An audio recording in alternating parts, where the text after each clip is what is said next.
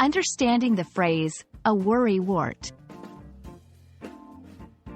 Hello, everyone, welcome to our channel. Today, we're going to unravel the meaning behind the phrase, a worry wart.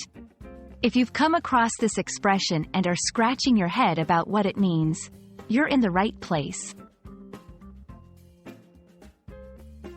The term, a worry wart, is an informal way to describe someone who worries excessively, often about unimportant issues. It's like having a little wart that constantly bothers you, except it's not a physical one. It's a worry that's always on your mind. While the exact origin is unclear, the phrase, worry wart, became popular in the United States around the mid-20th century.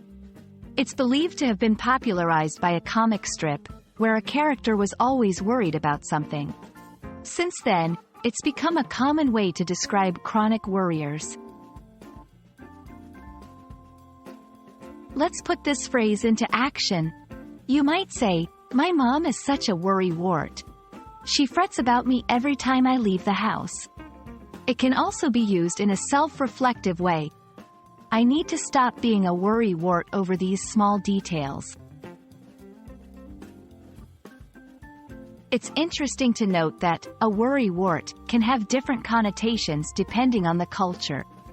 In some places, it might be seen as a gentle tease, while in others, it could be viewed as a more serious critique. However, it's generally used in a light-hearted context. If you identify with being a worry wart, don't fret. There are ways to manage this tendency. Practice mindfulness, break down your worries to assess their validity, and perhaps talk to someone about your concerns. Over time, you can reduce the worry wart habit. That's all for today. We hope this video has shed some light on what it means to be a worry wart, and how you can use this phrase in your daily conversations. Remember, it's okay to worry, but don't let the small things turn you into a worry wart. Keep learning, and see you in the next video.